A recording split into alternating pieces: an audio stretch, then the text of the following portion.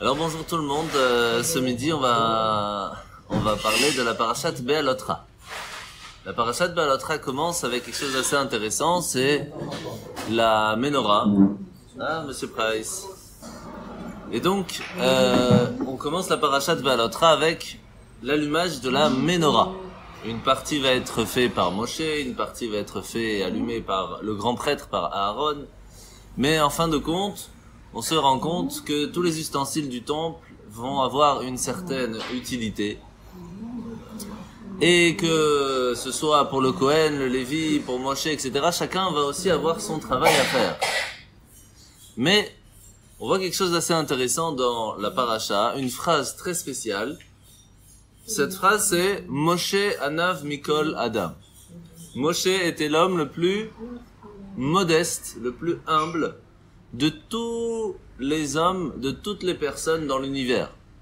C'est un peu grand comme parole quand même. C'est un peu. Alors qu'est-ce que ça veut dire? Alors on raconte une histoire.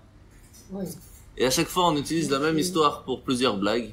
On raconte par exemple celle de trois mères juives qui sont en train de discuter. Il y en a la première qui dit moi mon fils il est tellement riche, il peut acheter tout Manhattan. L'autre dit mais moi le mien il peut acheter New York. Et la troisième a dit mais attendez, qui vous a dit que mon fils y vend? Hello. Et alors on utilise cette blague pour plusieurs choses. On peut utiliser la même chose pour des milliardaires qui discutent, pour plein bon. Mais ce qu'on doit rappeler de cette histoire, c'est que le rêve de chacun d'entre nous, c'est de réussir dans notre vie. Après, bien sûr, la question de qu'est-ce que ça veut dire réussir, c'est une autre question. Mais chacun a envie de pouvoir dire j'ai réussi à faire quelque chose, j'ai réussi à gagner quelque chose, j'ai réussi à marquer le point, on va dire, dans l'univers. Mais il faut savoir, et tout le monde le sait en règle générale, que réussir dans sa vie, généralement, ça coûte.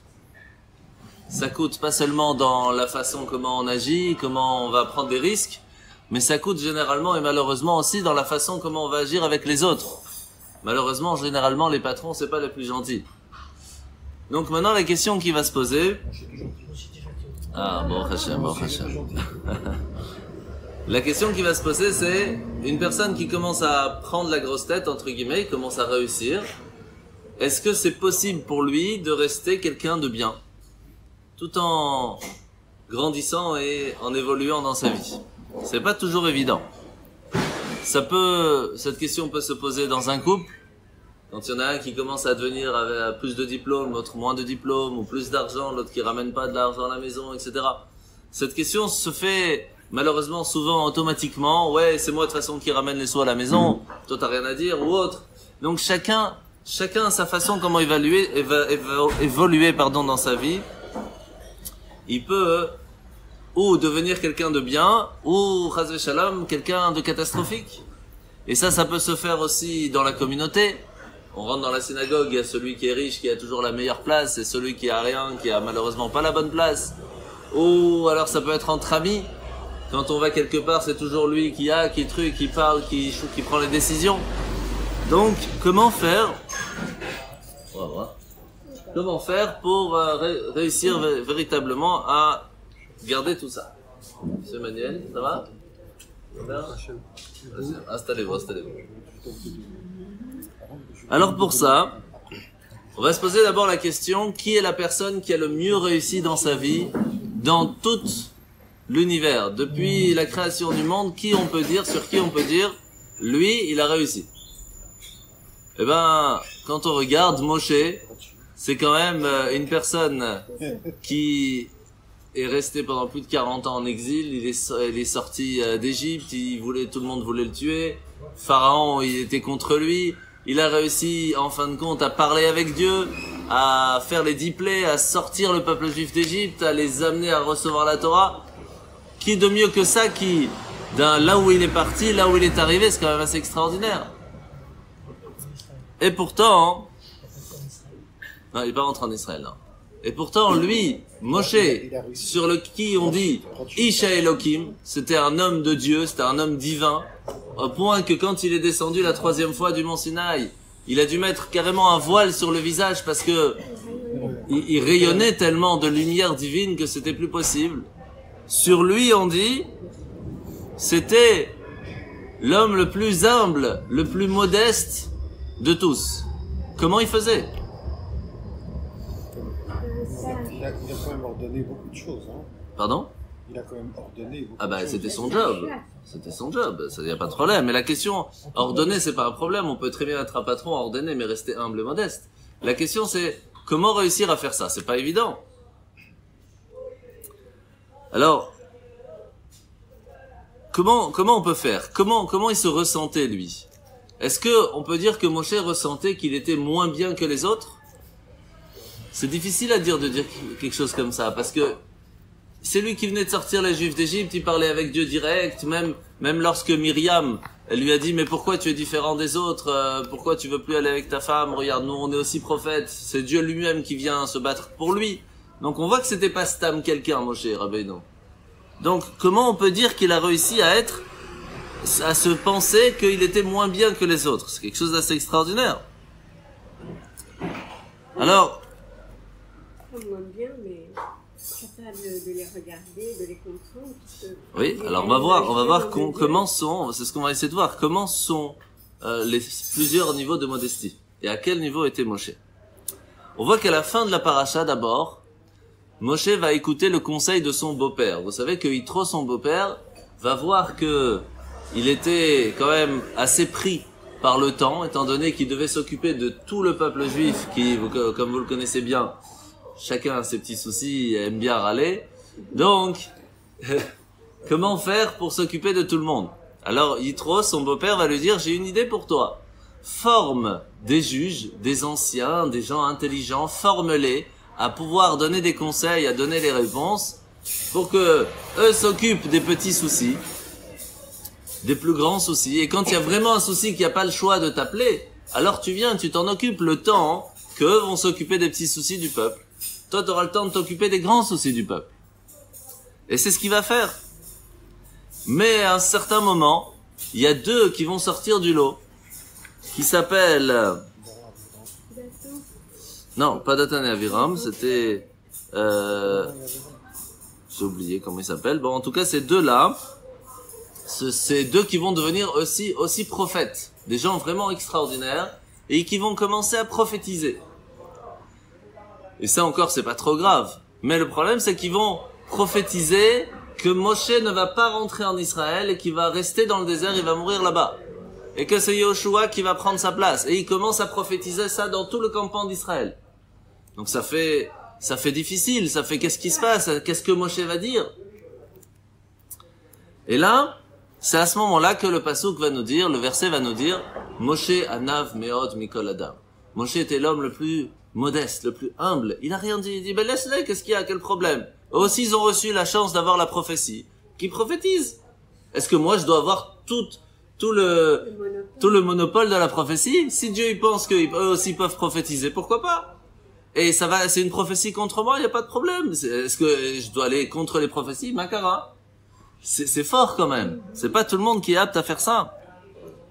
À un certain moment, ils vont même dire, Aïcha Akushit. Ils vont parler de quand Myriam va venir voir Moshe, va lui dire mais comment ça se fait que tu vas plus voir ta femme qui est elle-même une femme qui est couchite? La traduction littérale ça veut dire noire, comme si c'était un petit peu pas bien entre guillemets. Alors on va voir, est-ce que c'est bien, c'est pas bien? En fin de compte, oui d'accord, non mais la question n'est pas là. Comment ça? Pourquoi est-ce que on parle ça de cette façon? Faut rajouter une table ou une place pour monsieur. Il y a de la place encore. Pardon. Alors en fait, ici, la première fois qu'on entend cette prophétie, qu'on entend parler de Tzipora de cette façon, Myriam, elle vient un peu dire à Moshe, mais une seconde, comment ça se fait que tu penses te permettre que toi, puisque tu es Moshe, tu peux te marier avec qui tu veux, même avec une femme qui n'est pas de la communauté, entre guillemets. Et en plus, qui n'est pas du tout de la communauté, elle est de couleurs différentes. Est-ce que pour ça, tu penses que c'est bien? Et la preuve que non, puisqu'on vient de prophétiser que tu ne vas pas rentrer en Israël. C'est-à-dire que tu ne mérites pas. À cause de cet acte. Hello. Ça va? Petit cadeau Ah, t'as là-bas. que vous m'avez donné. Et donc, on voit que la première chose, Myriam, c'est un peu comme si elle est en train de dire, tu vois, Moshe, tu peux pas faire ce que tu veux, c'est pas parce que tu es le meilleur, entre guillemets, que tu peux te permettre de faire ce que tu veux. Il y a des lois quand même. Tu sais pas que si tu viens, tu te maries avec qui tu veux, ça marche pas. Et en fin de compte, pardon? En fin de compte, elle va attraper la lèpre. Oui, parce que c'est pas des choses à dire, et c'était pas du tout la bonne chose à penser. Mais on va aller plus loin dans l'histoire. C'est ce qu'on appelle la Shonara. Oui, alors, une seconde. On va d'abord essayer de comprendre qu'est-ce qu'elle a voulu dire Myriam dans ce cas-là. Il faut savoir que Myriam, elle, s'était mariée avec Kalev ben Yefune, qui était lui-même le chef de la tribu de Yehuda. Aaron, il s'est marié avec Elisheva, qui était la sœur de Narshon ben Aminadav, qui était lui le chef aussi, un des grands chefs de la tribu de Yehuda. Donc, on voit que avec tout ça, quand Myriam et Aaron sont devant Moshe et qui commencent à lui dire, tu vois, tu choisis qui tu veux comme tu veux, c'est pas possible. La preuve, c'est que tu vas pas rentrer en Israël. Moshe ne dit rien. Il peut très bien leur dire, mais tu rigoles ou quoi? Elle s'est convertie, elle est peut-être même meilleure que vous. Elle a une émouna qui est extraordinaire. Non, il dit rien. Il dit rien du tout. Sur ça, on va voir. Chaque chose en son temps. Son père, c'est après qu'il s'est converti. Ouais. Maintenant, il faut comprendre encore autre chose. C'est que, en fait, Rashi et les autres Mefarshim, les autres explicateurs de la Torah, viennent expliquer ce passage tout à fait différemment. Ils viennent expliquer la parole de Myriam. Et elle leur dit comme ça. Il dit, Moshe, quand Myriam vient voir Moshe, il dit, comment ça se fait que tu viens et que tu vas faire du mal à ta femme? Qu'est-ce que ça veut dire? De quoi il parle ici? Eldad et Medad, voilà, c'est le nom de ces deux prophètes, Eldad et Medad, qui viennent pour prophétiser. Myriam va dire, Ashrei Elu ve Ashrei Neshoteen. Ça veut dire, elle va dire, heureux soient ces personnes qui ont réussi à arriver au niveau de la prophétie, et heureuses soient leurs femmes. Et là, Tzipora, la femme de Moshe, va dire à Myriam, non, tu te trompes. Ashrei Elu, velo Ashrei Neshoteen. Heureux soient ces personnes qui ont réussi à arriver au niveau de la prophétie, mais pas heureux soient leurs femmes. Pourquoi? Et c'est la question que Myriam va lui poser. Pourquoi tu dis ça? Il dit, mais je vais te dire pourquoi. Depuis que Moshe a la prophétie qu'il est monté au mont Sinaï, il me touche plus. C'est fini. On n'a aucun contact. Et donc je ne suis pas heureuse. Et là, Myriam se vexe. Elle dit, mais Moshe, c'est quoi cette histoire? Comment ça se fait que moi, en tant que prophète, parce que Myriam aussi était prophète, je peux me permettre d'avoir des relations avec mon mari?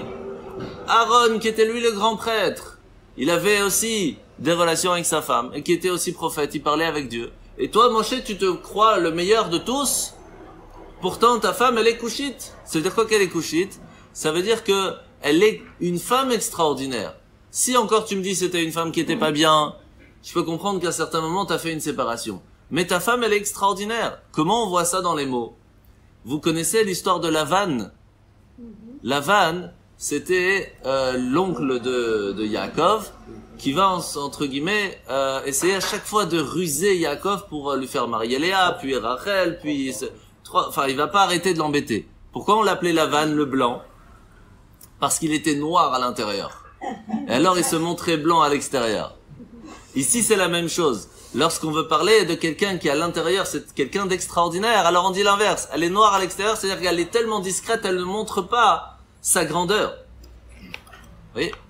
Alors, on dit le diode, ça veut dire blanc, Oui. et le charbon qui est noir. Voilà. Exactement. Mais c'est exactement ça. Ici Myriam, elle vient dire à Moshe, je ne comprends pas comment ça se fait que ta femme qui est couchite, qui est noire, mais ça veut dire ici qui est à l'intérieur quelqu'un d'extraordinaire. Pourquoi tu te permets de te dire toi être meilleur que tous les autres prophètes et de ne pas faire attention à ta femme? Je comprends pas ça. Et c'est une question. En fin de compte, c'est une question. Pourquoi Moshe n'a plus de relation avec sa femme? Qu'est-ce qui rend une femme extraordinaire? qu'est-ce qui rend une femme extraordinaire? La cuisine. Alors, vous savez, la réponse se trouve dans le Eshet Chaim. C'est un texte que le roi Salomon a dit. Et à la fin de ce passage, on dit Isha irat Hashem hititalal. Une femme qui a la crainte divine, c'est elle qu'on peut louer. Voilà, si vous voulez aller voir la réponse, vous l'avez. Alors il faut savoir, avec plaisir, il faut savoir que les Mefarshim, quand ils expliquent ça, comment ils viennent prouver que quand on dit à quelqu'un elle est couchite, elle est noire, ça veut dire qu'elle est très belle, pas seulement extérieurement mais aussi intérieurement. La valeur numérique de couchite, c'est Yefat Mare, belle d'aspect. Donc on apprend ici qu'en fait c'était vraiment pour dire à Moshe pourquoi tu as lâché ta femme alors que c'est quelqu'un d'extraordinaire. Et là, c'est quelque chose de phénoménal, Moshe ne dit rien. Il dit tu as raison presque, quand on dit rien, c'est presque si on dit tu as raison, oui c'est vrai ma femme est extraordinaire. Et c'est vrai normalement je devrais avoir des relations avec ma femme, mais alors pourquoi il dit rien? Est-ce qu'il y a une raison? Il n'y a pas de raison. Et là bien sûr, vous connaissez la réponse puisque c'est Dieu lui-même qui va venir pour répondre à sa place et qui va dire à Myriam, toi il y a une grande différence entre toi, Aaron et Moshe. Une grande différence. Vous, je vous annonce, voilà, dans 2 jours je viens vous voir, on va discuter. Alors vous faites attention, vous allez au mikvé, vous allez vous préparer, etc. Mais Moshe, toutes les 2 secondes, je viens le voir. Il n'a pas le temps de se préparer. C'est pour ça qu'il peut plus avoir de relation avec le matériel, avec personne. C'est un demi-ange presque. C'est autre chose, vous pouvez pas vous comparer à lui. Alors pourquoi Moshe ne répond pas? C'est là qu'on apprend Moshe Anav Mikol Adam. Moshe c'est un homme d'une humilité mais inimaginable. Et vous savez que par exemple dans le Orchot HaTzadekim, c'est un livre qui vient parler comment agit les justes, il y a la porte de l'humilité, Sha'ara Anava, et là-bas on dit une phrase qui résume un peu tout ça et qui dit Anav hu hashomea cherpato ve'eno magiv. Celui qui est modeste, humble, c'est celui qui entend quelque chose contre lui et qui dit rien. Ça veut dire qu'il sait que ok, ça, tu peux dire ce que tu veux, c'est pas grave. Moi, je connais mes qualités et j'ai pas besoin de monter et de montrer ma grandeur devant toi. J'ai pas ce souci. Alors la question elle est comment il a fait ça? Comment il a réussi à arriver à ce niveau-là et comment il a pu donc réussir d'un côté dans sa vie et réussir de l'autre côté à être aussi humble? D'abord, il faut savoir que la nature de Moshe, c'était pas son humilité. C'était pas de nature. Non. Pourquoi? Comment on sait ça? Regardez l'histoire. D'abord, il était guerrier, du temps de Pharaon, il était guerrier. Oui. C'était un prince, mais c'était aussi un guerrier, il a fait la guerre. Quand il était jeune, il se retrouve donc dans le palais de Pharaon, il était prince. Donc prince à un certain niveau, c'est pas rien du tout. Il voit qu'il y a un problème, il y a un Égyptien qui tape un Juif, qu'est-ce qu'il fait? C'est pas qu'il dit moi je suis modeste, je pense pas que je peux réussir, il fait rien. Non, pas du tout. Il va, il se bat, il le tue, il l'enterre. Après il y a Dathan et Aviram qui se battent. Est-ce qu'il dit bon moi je suis rien, qu'est-ce que je peux me permettre, je suis modeste, qu'est-ce que je veux? Non, rien du tout. Il va là-bas, il dit qu'est-ce que vous faites, etc. Après il arrive devant le puits où il se trouvent les filles de Yitro. Ils sont en train de se faire chahuter. Qu'est-ce qu'il fait là-bas? Il dit non, moi je suis rien. Non, il est modeste. Non, pas du tout. Il va, il se bat pour elle, etc. Donc on voit que Moshe c'est pas quelqu'un qui dit rien, qui fait rien. C'est pas le faux modeste entre guillemets qui a peur et qui a pas de courage. Pas du tout. C'est quelqu'un qui a du punch. Et il va, il se bat, il est là, il est présent. Donc en fait ici Moshe on voit premièrement dans la modestie, c'est qu'il sait faire la différence entre sa modestie personnelle et le bien pour le public. Il sait mettre la différence. Si c'est pour moi je suis rien. Donc moi je dis rien. Si on m'embête à moi personnellement. Par contre, s'il y a un bien public, là je dois montrer ma force pour pouvoir aider les autres. Ça c'est le vrai modeste. Ça c'est la vraie humilité. C'est pas celui qui n'a pas de courage. La preuve c'est qu'il en a. Mais pour lui-même, il sait mettre son courage de côté et il sait montrer son humilité. Ça, c'est quelque chose d'assez extraordinaire. Déjà, on peut voir une des qualités que Moshe avait. La question, bien sûr, qui vient tout de suite, c'est comment il a réussi à se travailler sur lui-même pour arriver à ce niveau-là. Comment il a pu faire pour pouvoir travailler sur lui-même, que de sa nature, c'était quelqu'un de très courageux, de très téméraire, qui allait se battre pour tous et aussi pour lui-même. Et à un certain moment dans sa vie, salut, il va réussir, installe-toi. Il va réussir à travailler sa modestie pour être modeste pour lui-même. Alors vous savez qu'il y avait un très très grand sage appelé Hillel Azaken. Hillel l'Ancien, avec Shammai. Hillel et Shammai, c'était deux grands sages qui étudiaient souvent ensemble, qui n'étaient pas toujours d'accord même. Pas toujours, enfin, presque pas toujours, ouais. Et donc, et alors, il y a cette phrase qu'on dit dans la Gemara, dans le Talmud, Leolam hiya adam anavatam ke Hillel velo kabdan ke Shammai. Toute personne doit essayer d'être modeste comme Hillel et pas d'être trop kabdan, trop, je sais pas comment on peut dire kabdan, sévère contre les autres comme Shammai. Irascible, bravo. Ah, il a pris ton job, hein. Et alors, vous savez comment on sait que Hillel c'était quelqu'un de très modeste, de très patient? Eh bien, il y a une fois deux personnes qui ont fait un pari. Et ils ont parié 400 dinars, 400 pièces, c'était énormément d'argent, pour savoir est-ce qu'il allait réussir à mettre en colère Hillel l'Ancien. Et donc il vient vendredi, quelques heures avant Shabbat, donc c'est pas le moment d'embêter personne, on est en plein en train de se préparer, on prend sa douche, etc. Et Hillel se trouve dans son bain, il y a quelqu'un qui tape à la porte et qui dit « Hillel !» Même pas il appelle Rabbi Hillel, même pas un minimum d'honneur et de respect envers le sage. Rien du tout. Hillel. Il met son peignoir, il sort. Oui, mon fils, qu'est-ce qu'il y a? Comment je peux t'aider? Et il commence à lui poser des questions. Pourquoi la tête des Babyloniens sont-elles rondes? Et lui répond gentiment. Je rentre pas dans le détail parce que c'est très long l'histoire. Puis il repart, sans dire merci, sans rien. Et 5 minutes après, il revient. Hillel. Donc il ressort de son bain. Oui, mon fils, qu'est-ce qu'il y a?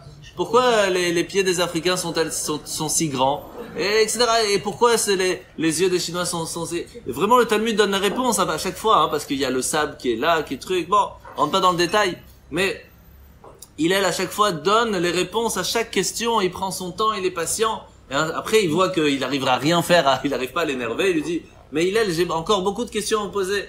Alors, il dit, y a pas de problème. Il prend une chaise, il dit, assis-toi, c'est parti, je t'écoute. Il est avec son peignoir comme ça.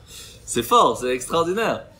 Et là, il lui dit, mais comment vous faites? J'ai fait un pari, je vais perdre 400 dinars, c'est pas possible. Comment vous faites? Il dit, mais il vaut mieux que tu perdes 400 pièces que moi je me mette en colère. C'est pas possible. Hillel, pour lui, se mettre en colère, ça veut dire, mon ego a une certaine force, tu viens d'écraser mon ego, donc je me mets en colère. Mais si Hillel était tellement modeste qu'il avait mis son ego de côté pour les autres. C'est ça qui est extraordinaire. Et pourtant, Hillel, c'était quelqu'un qui se battait pour la communauté lorsqu'il y avait un souci. C'est-à-dire qu'il avait fait un peu cette même différence que Moshe. Pour lui-même, mon ego n'existe pas. Mais lorsque l'ego de l'autre ou de la communauté a un problème, là je me bats, là je sais montrer ma grandeur et ma force. Ça, c'est quelque chose de fort.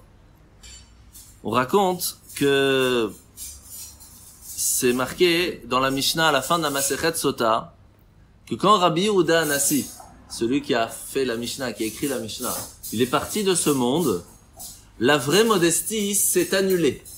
Elle est partie, elle n'existe plus. Et là, c'est marrant de voir quelque chose d'assez extraordinaire. Rav Yosef se lève, il dit, mais c'est pas vrai, moi je suis modeste. Pourquoi vous dites que la modestie est partie? C'est extraordinaire comme phrase. Il se lève devant tout le monde, il dit, pourquoi tu dis que la modestie est partie? Mais moi je suis humble, moi aussi je suis modeste.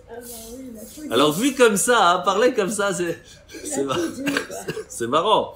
C'est un peu comme cette histoire qu'on raconte de temps en temps de ce jeune homme. Pardon.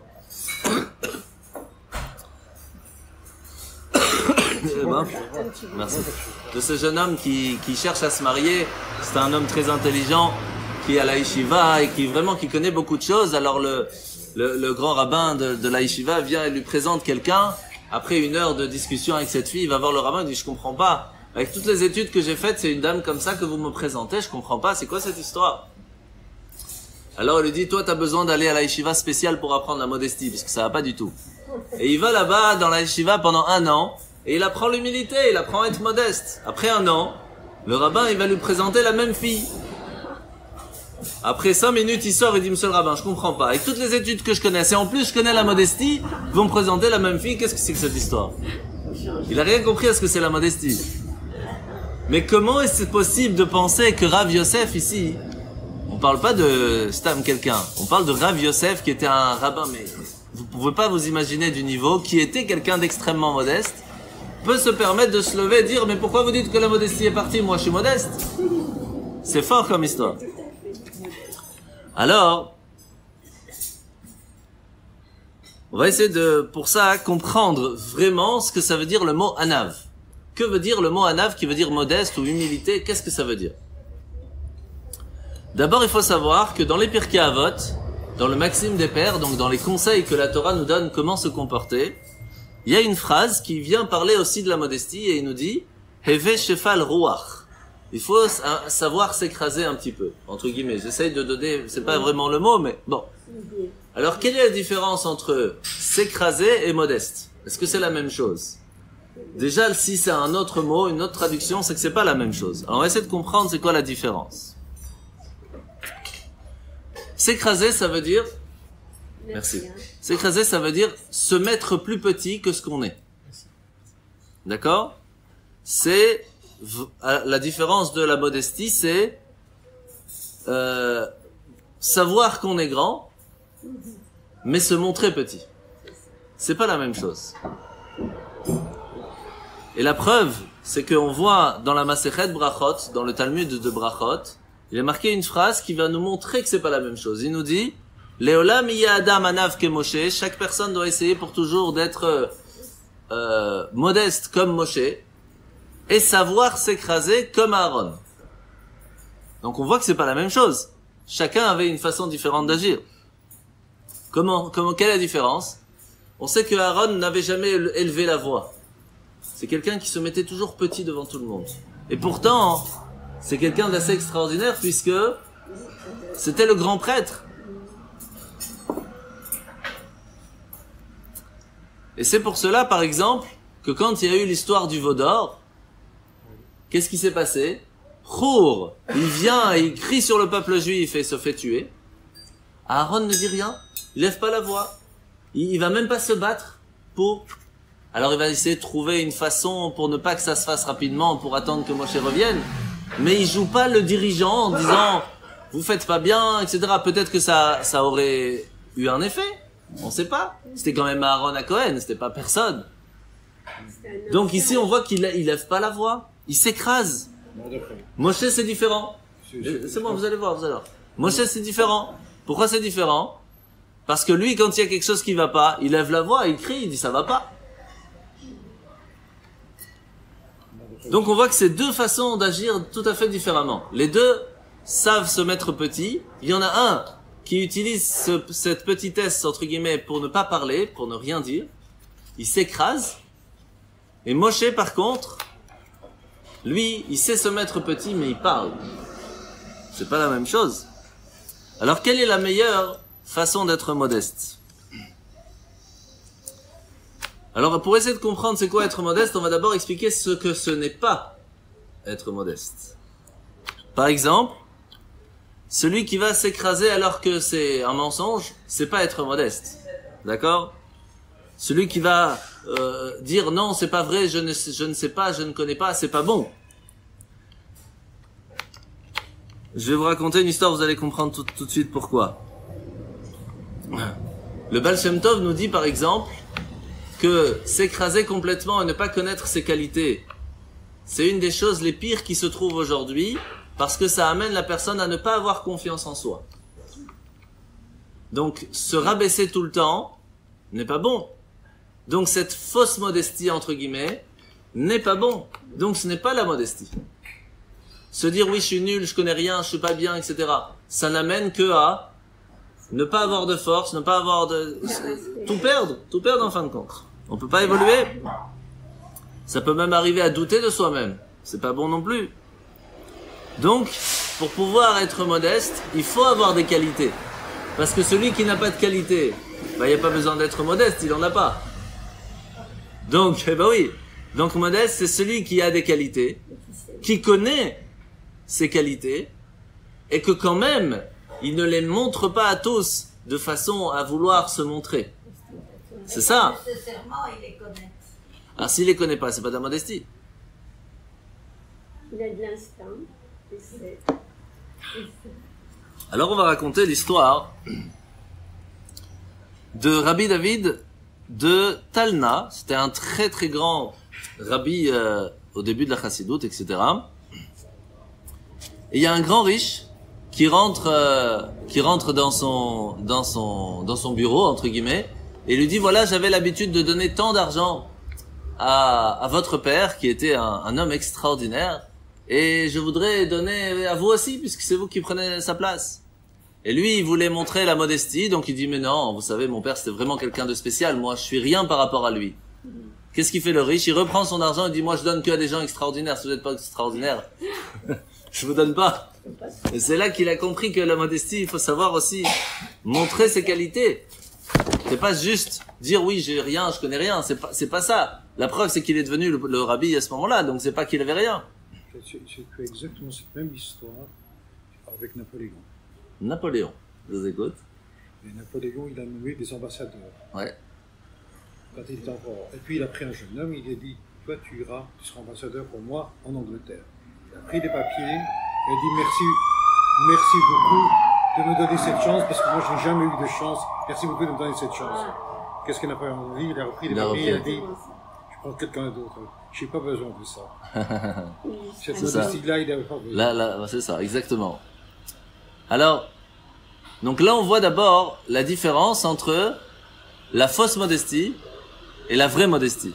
Il faut connaître ses qualités pour pouvoir agir dans le monde. C'est une des raisons pourquoi quand on a reçu la Torah sur une montagne, mais qui était petite. C'est-à-dire que c'est vrai qu'on doit être humble et modeste comme une petite montagne, mais ça change pas que nos qualités doivent être une montagne. Ça doit nous élever. On peut pas dire qu'avec tout ce qu'on a fait dans notre vie, on a travaillé, on a l'expérience de la vie, on a fait telle chose ou telle chose, on s'est travaillé sur soi-même. Ça doit nous amener une certaine fierté. On doit connaître ses qualités pour agir. Sinon, on peut pas travailler. Quelqu'un qui a l'expérience de faire son travail, il va dire non, je connais pas mon travail, je suis nul. Mais non, j'ai l'expérience. C'est bien même. C'est pas un problème de savoir connaître ses qualités. Et même des fois, faut pas seulement les montrer, faut montrer qu'on connaît plus que d'autres, s'il y a besoin, pour ne pas que les problèmes arrivent. Donc, on comprend bien, cette différence entre s'écraser et modestie. Maintenant, on va raconter l'histoire de Rabbi Yosef, le fils de Rabbi Yoshua ben Levi, qui un jour a eu une mort clinique. Et pendant plusieurs jours, il est monté, descendu dans le ciel, il savait pas s'il allait revenir ou pas. Puis à un certain moment, il se réveille et son père lui pose la question, qu'est-ce que tu as vu là-haut? Et qu'est-ce qu'il a dit? Il a dit, j'ai vu tout à l'envers. Tous ceux que dans ce monde étaient des gens qu'on donnait beaucoup d'honneur en haut, c'était une catastrophe. Et toutes les personnes qui s'écrasaient, qu'on mettait de côté, c'est eux qui étaient les meilleurs. Et donc, en fait, il faut savoir que chacun d'entre nous, des fois on se rabaisse, mais en fin de compte, on a des qualités. Et il faut pas les oublier. Cette histoire nous rappelle que ce que nous on voit avec nos yeux n'est pas spécialement ce que Dieu voit avec ses yeux. Donc c'est pas parce que nous on voit pas les qualités d'une personne que ça veut dire qu'elle en a pas. Peut-être simplement elle les cache. Mais inversement pour soi-même, c'est aussi important de savoir connaître ses forces et ses qualités pour gagner contre les épreuves de la vie. Si on n'a pas cette force de connaissance, on peut pas gagner contre les épreuves de la vie. Donc, quelle était la phrase que Moshe disait qui lui permettait d'un côté d'être une montagne et pas une petite montagne, c'était Moshe Rabbeinu, et de l'autre côté, savoir être modeste. Et la réponse, elle est dans une seule phrase. La réponse, elle était comme ça. Moshe disait comme ça. Avec les qualités, le potentiel que j'ai reçu, et le travail que j'ai fait avec, peut-être que si quelqu'un d'autre avait reçu le même potentiel, il aurait fait mieux que moi. C'est-à-dire que je connais mes qualités, je connais mes compétences, je sais où je suis arrivé, mais peut-être que si quelqu'un d'autre avait reçu les mêmes forces, il aurait fait mieux que moi. Et cette modestie, c'est quelque chose d'extraordinaire. Pardon? Pour montrer la modestie. Montrer, oui, c'est ça la modestie, c'est ça la force. Et vous savez, comment ça se fait qu'il y a des rabbanim, par exemple, ou des gens à qui on a l'envie de s'attacher à eux et d'autres moins. On a posé une fois la question à un grand rabbin, à qui tous les gens aimaient bien s'attacher à lui. Et il a dit, comment tu fais? C'est quoi ton secret? Il dit, mais je vais te dire la différence. Quand je vois quelqu'un qui est riche, je suis pas jaloux de lui. Je suis jaloux de ses qualités. Parce que je me dis, moi, si j'aurais eu les mêmes épreuves, qui dit que j'aurais réussi à faire ce que lui réussit à faire? Quand je vois quelqu'un qui n'a pas d'argent, je suis pas jaloux de lui. Je suis jaloux de ses qualités parce qu'avec sa difficulté, il continue à faire le bien. Et lorsque je m'attache aux qualités des gens, les gens ressentent ça. Et donc veulent s'attacher à ça. Parce que quand ils me voient, ils voient leurs qualités. Parce que c'est ce que je leur fais ressortir. À la différence d'une autre personne, qui lorsqu'il voit quelqu'un de riche, il va être jaloux de son argent, ou jaloux de sa notoriété ou autre. À ce moment-là, la personne n'a pas envie de s'attacher à lui. C'est pas ça qu'il attend, c'est pas ça qu'il recherche. Et ça, c'était la force de Moshe. Moshe, lorsqu'il voyait quelqu'un, il se disait, mais si lui avait mes qualités, peut-être qu'il aurait fait mieux que moi. Ce qui veut dire que la personne sentait qu'il était quelqu'un d'extraordinaire, de phénoménal, de grand. Et qui pouvait même peut-être arriver au niveau de Moshe, même si c'était pas possible. Mais c'est ce qu'il ressentait lorsqu'il voyait Moshe. Et c'est une des choses que Chabad nous apprend. C'est quand on pose la question, c'est quoi Chabad, c'est quoi Lubavitch? Une des phrases qu'on dit se résume énormément dedans. C'est comme ça. Si tu vois quelqu'un d'autre fauter, vois et sache que sûrement il a fait ça sans faire exprès ou pour une certaine raison.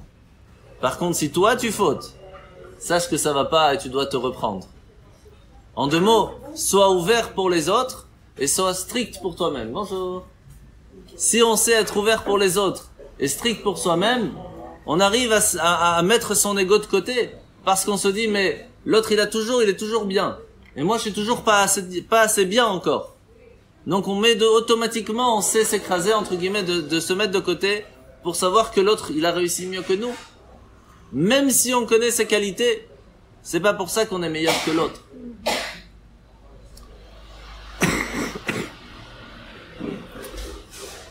Et c'est pour ça que le Admor Haemtsaï, le fils du Balatania, il nous donne le secret de qu'est-ce que ça veut dire cette phrase dans la paracha, que Moshe Rabbeinu était l'homme le plus modeste, le plus humble de toutes les personnes sur toute la terre. Pourquoi est-ce que la Torah doit préciser sur toute la terre?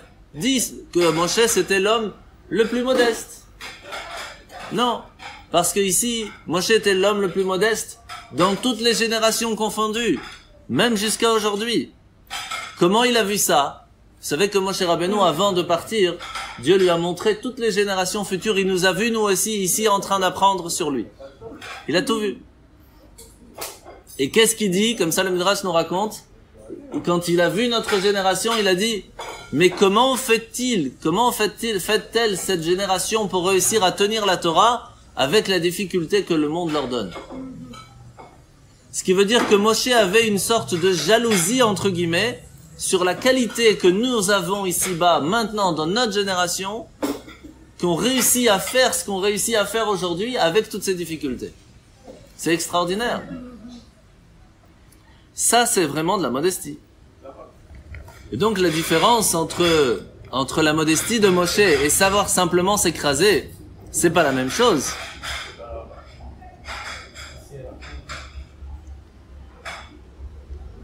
On va raconter l'histoire de Rabbi Yitzhak Meir Alter,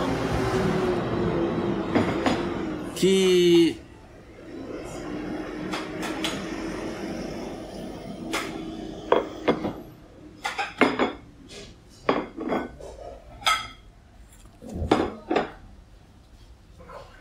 qui avait l'habitude de raconter une histoire pour montrer ce qu'est la modestie. C'était un homme extraordinaire, il a écrit des livres inimaginables. Et un jour, on lui a dit, mais Rabbi, vous êtes quand même assez extraordinaire, assez grand. Alors il a dit, je vais te raconter une histoire. Il y avait une fois 2 personnes qui ont voulu monter et escalader la plus grande montagne du monde. C'est l'Everest, je crois, non? C'est ça. Et donc, ils prennent leurs affaires, ils commencent à monter, et comme ils en ont fait la publicité, il y a plein qui essayent de monter. Et donc, il y a des gens qui essayent, qui montent 1 kilomètre, 2 kilomètres, et qui montent, et à un certain moment, c'est difficile, il y a, les 3/4 qui arrêtent, et il y en a ces 2-là, ils arrivent, et en fin de compte, ils arrivent au sommet, ils sont fous, ils sont extraordinaires pour eux, c'est inimaginable. Ils disent, voilà, on est les meilleurs du monde, c'est pas rien du tout. Et là, qu'est-ce qu'ils voient? Ils voient un jeune homme, tranquille, 15 ans, qui marche, tout là-haut, tout en haut de l'Everest. Il dit, mais comment t'as fait? Nous, on a de l'expérience, mais ça fait des années qu'on fait d'escalade. Comment t'as fait pour pouvoir monter d'ici? Et qu'est-ce qu'il répond? Il dit, mais moi, je suis né ici. Ouais, c'est un Chabad Moed Tefillin. Il dit, mais moi, je suis né ici. C'est quoi la différence? Le rabbi leur dit, il dit à ses chassidim, il leur dit, vous devez grimper l'Everest pour arriver à un certain niveau. Grimper l'Everest. Vous devez avancer dans votre vie. Mais moi, j'ai pas ce mérite. Parce que moi, je suis né tout en haut de l'Everest. Moi, je suis né dans une famille de rabbis. Je n'ai fait qu'apprendre que ça. J'ai vécu en haut de l'Everest. Donc c'est facile pour moi. J'ai pas le même mérite que vous. Ça, c'est la vraie humilité. Dire à chacun, vous pensez que vous êtes moins bien que moi, mais pas du tout. Je suis jaloux de vous. Parce que je n'ai pas la même possibilité. Vous avez la possibilité de grimper l'Everest. Moi, je suis né tout en haut. Il n'y a pas plus haut. Il n'y a pas plus haut, ouais. C'est ça, la différence entre le cadeau et l'effort. Vous savez, quand on apprend sur l'éducation, pour ceux qui étaient là pour la conférence, on a dit une phrase qu'il faut pas oublier. On récompense l'effort et pas le don. Parce que si on récompense le don, on ne fait qu'apprendre l'orgueil. Si on récompense l'effort, alors on apprend à l'enfant que l'effort va donner quelque chose. C'est la même chose. Ici, quand Moshe il vient, il dit à tout le monde, moi je suis modeste. Pourquoi je suis modeste? Mais parce que moi je suis né ici. J'ai reçu tout ce potentiel. C'est normal que je suis arrivé à ça. Comprenez la différence? Et là on peut comprendre une chose aussi très importante qu'on doit se dire chacun d'entre nous. En fin de compte, on a tous reçu des qualités. On a tous reçu des dons. On a tous reçu quelque chose. Et on ne peut pas s'enorgueillir de ces dons. On ne peut s'enorgueillir que des efforts qu'on a fait pour utiliser ces dons. Ça oui. Entre guillemets, s'enorgueillir. Ça veut dire être fier de ce qu'on a fait. Mais quelqu'un qui a l'habitude facilement de faire les choses, est-ce qu'on peut dire, ouais, moi je fais tout le temps ci, tout le temps ça? Mais il n'y a rien de compliqué pour toi. Et donc, c'est comme ça que Moshe pouvait se sentir même des fois moins bien que les autres. Parce qu'il montrait, il expliquait aux gens que si quelqu'un avait reçu le même potentiel, il aurait peut-être fait mieux que lui. C'est ça la grandeur de Moshe. C'est pour cela qu'une des choses importantes à ne pas oublier, qu'on dit souvent, c'est que les qualités, les dons qu'on reçoit ne sont pas des mérites, si on veut, ne sont pas des récompenses. Ce sont des responsabilités. C'est pour cela, par exemple, que le roi Salomon, lorsqu'il reçoit la richesse, il reçoit la sagesse, il reçoit un royaume de paix, en fin de compte, il ne reçoit pas la longévité. Il ne va pas recevoir la chance de vivre longtemps facilement. Pourquoi? Parce que ça se mérite.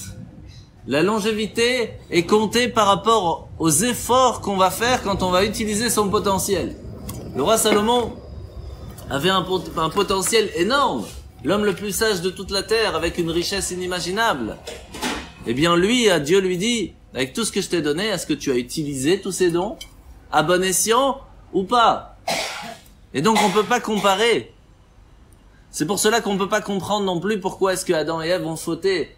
Mais parce que le potentiel qu'ils avaient était tout à fait différent. C'est pour cela qu'on ne peut pas comprendre pourquoi Yosef, qui se retrouve en prison pendant 10 ans, et il dit rien contre Dieu. Il dit, Dieu, tu m'as mis en prison, c'est ton choix, ok.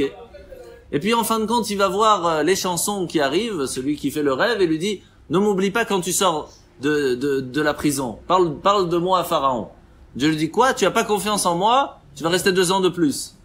Mais attends, ça fait 10 ans que je dis rien contre toi, j'essaye de me débrouiller par moi-même, et tu me dis non, c'est pas sympa. Mais là on parle de Yosef. Yosef était un tzaddik, c'était injuste, il devait avoir ce niveau de foi, qui était au-delà de ce que nous on peut avoir. Et donc Dieu ne juge pas la personne de la même façon qu'une autre. Il ne va regarder que comment, avec le potentiel, les dons qu'on a reçus, est-ce qu'on les a utilisés à bon escient et assez pour tout le monde? Est-ce qu'on a fait tout ce qu'il fallait pour réussir à utiliser les cadeaux que Dieu nous a donnés? C'est ça la question qu'il faut se poser avant d'aller dormir. Est-ce que tous les dons que j'ai, est-ce que je les ai utilisés aujourd'hui à bon escient ou pas? C'est pas une question facile, hein? Et vous savez, il y a cette histoire dans la Gemara qui est assez triste. Juste après la destruction du 2e temple, Rabbi Yochanan ben Zakkai, c'était le chef, le grand rabbi de tous les rabbis à ce moment-là, qui a fait continuer la Torah, qui a appris à Rabbi Akiva, etc., qui va voir une dame en train de ramasser, de travailler la terre et tout, et commence à pleurer, dit, mais je la connais, c'est la fille de tel grand riche, qui elle avait une centaine de serviteurs pour elle avait un palais, j'étais à son mariage, c'était quelque chose d'extraordinaire. Faites la place un peu pour monsieur, merci. Et alors, il va la voir et lui dit, mais comment tu es arrivé à ça? Comment tu es arrivé à ça? Et vous savez quelle a été sa réponse? Elle lui a dit, mais parce que mon père ne donnait pas assez de tzedaka, de charité. Il dit, comment ça, il donnait pas assez de charité? Je le connais très bien, il donnait énormément. Il dit, oui, il donnait énormément, mais pas assez par rapport à ce qu'il avait. Il donnait énormément de charité, mais pas assez par rapport à ce qu'il avait. Mais peut-être qu'il ne savait pas. Ah, c'est la question, c'est pas toujours évident. Et donc, en fait, faut pas se poser la question en se disant, mais moi je donne plein déjà. Mais c'est parce qu'on te demande pas de donner plein, on te demande de donner par rapport à ce que tu as. Tu peux pas te comparer à quelqu'un qui gagne tant, et que toi tu gagnes 10 fois plus, que tu donnes un peu plus que lui. Ça n'a rien à voir. La même chose, quelqu'un qui a une certaine intelligence, une certaine connaissance, qui dit, mais moi je fais des cours tant par mois, et lui il donne 1 par mois.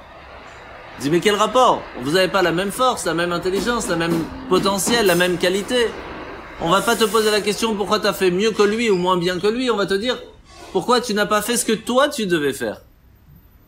C'est ça qu'on va te poser comme question. Et donc une grande personne, c'est pas celui qui se cache derrière l'humilité, c'est pas quelqu'un qui se cache derrière les autres, c'est celui qui va essayer de tout faire pour faire ce qu'on lui a donné comme potentiel. C'est pour ça qu'on peut voir, c'est comme ça qu'on va finir cette histoire que le rabbi avait l'habitude de voir au-delà de tout.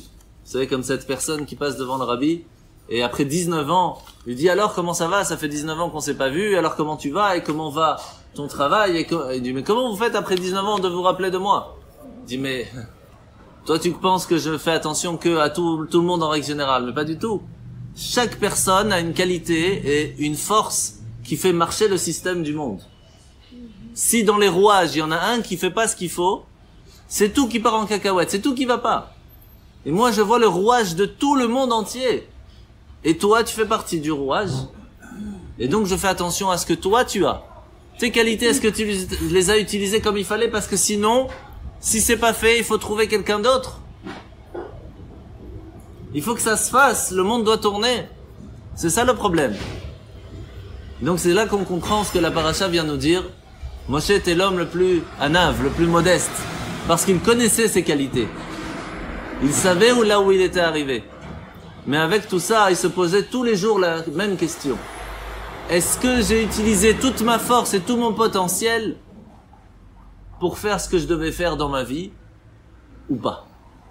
Et ça, c'est la question qu'on doit se poser chaque jour. Razak.